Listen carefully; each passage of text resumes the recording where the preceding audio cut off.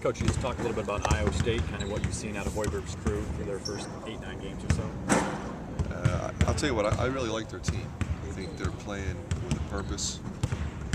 They're sharing the ball, a lot of guys in doubles. I really like Garrett. He's pushing the ball and setting people up. I mean, I think they have a lot of different weapons. They run great stuff, so you got to have your defense ready. And Ejim's playing really well, the freshman. So seems like they like to get out and run a little more than UNI does. Are you expecting maybe a little more high scoring than the UNI game? Yeah, they play completely differently than UNI does. They're going to push it, and they'll shoot it early in the clock if it's there. They'll shoot the transition three with the right guy at the right time. And they're going to push the ball. They've got guys that can attack the rim, multiple guys that can attack the rim, and they've got some guys that can play in the post. So, I like their team. I know you don't put one game above any others, but is it hard to contain some of the in-state guys' excitement and building all the fans excited to see this game? I'm going through it for the first time. We haven't really talked to the players about it. It's just the next game on the schedule, and my approach as a coach has always been to put a game plan together and get the players to play the next game, and not make it any more important than the previous one or the next one after that.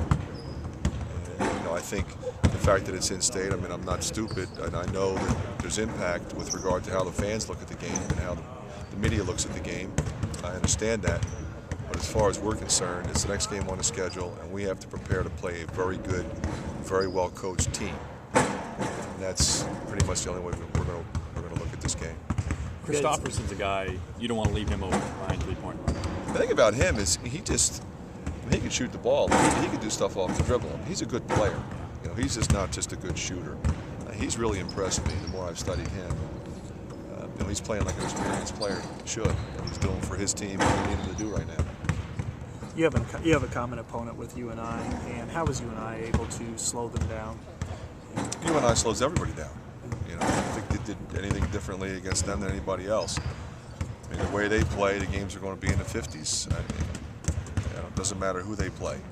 I thought Iowa State played pretty well.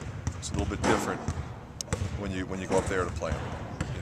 They seem to play better. They shoot it a little bit better. They definitely shot it better against Iowa State than they did against us. I'm sure you've met Fred before and talked to him and stuff. What was your first impression of him when you met him and kind of? Very professional. We met on the road, and then also we did the Coaches versus Cancer event together. And he was great to work with. And, I think he was like I expected him to be. He's been around. He's a great player. Very accomplished professionally prior to this position, and he's doing the kind of job that I think most people thought he would do, which is really a really good job. Talk about the inside play of your guys. They came out against UNI, Basavi, Cole kind of dominated rebounding. It's going to be important on Friday too.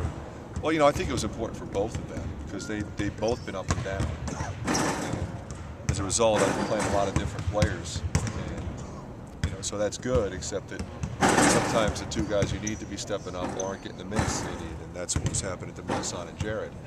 Jared probably more so than Melson, because I was sort of splitting time three ways at that 5 spot.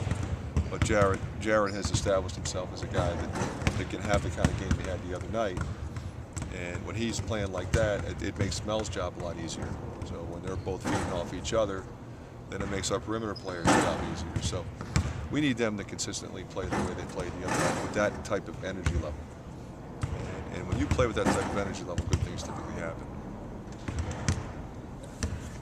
How much of a value have you placed on defense, especially when you consider the games that you guys have won this year, played solid defense and kept? We have to play defense. I mean, we're just not at the point where we can roll it out and beat people. We have to defend. It was great to see how we played the other night.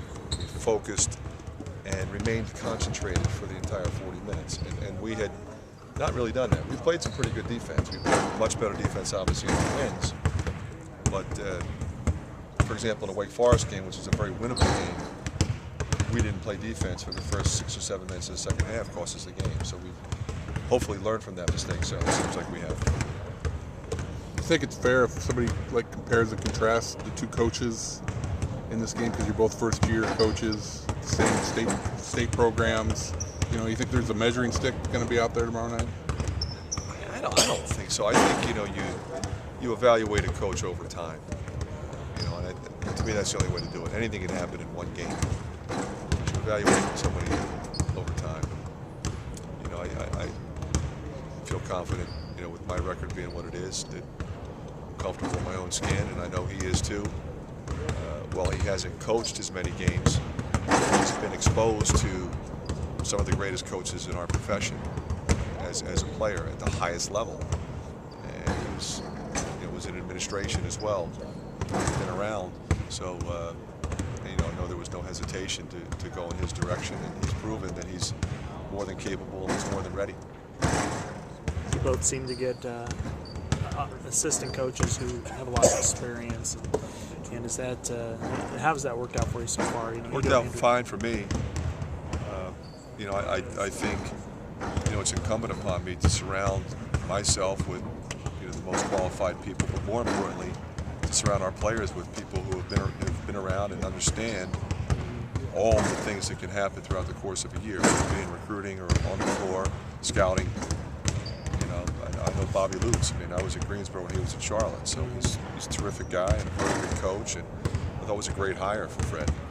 And I think when you're in a position that we're in, you have to make sure that you not only blend experience but personality as well. And I think on our staff, we've got wonderful personalities that really, kind of work together in a very positive way. In the previous stops, did you have any big rivalries that compare to Dallas? Everywhere, no matter where you are, it's the same thing. We had one other Division I team in the same city last year, the University of Albany. That was a war. We would get 7,000 or 8,000 every game. We did 13,000 for that game. Things like that.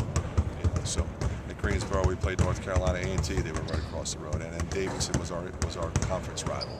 They were an hour away, and so I've been through this kind of stuff before. It's something that I'm not foolish. The players know the difference, and the fans are much more excited. And it's important, I think, for us to just make sure we keep everybody level-headed and focus on the game plan. Do you get the sense that the players are level-headed, just from what you've seen? Yeah, I think they are.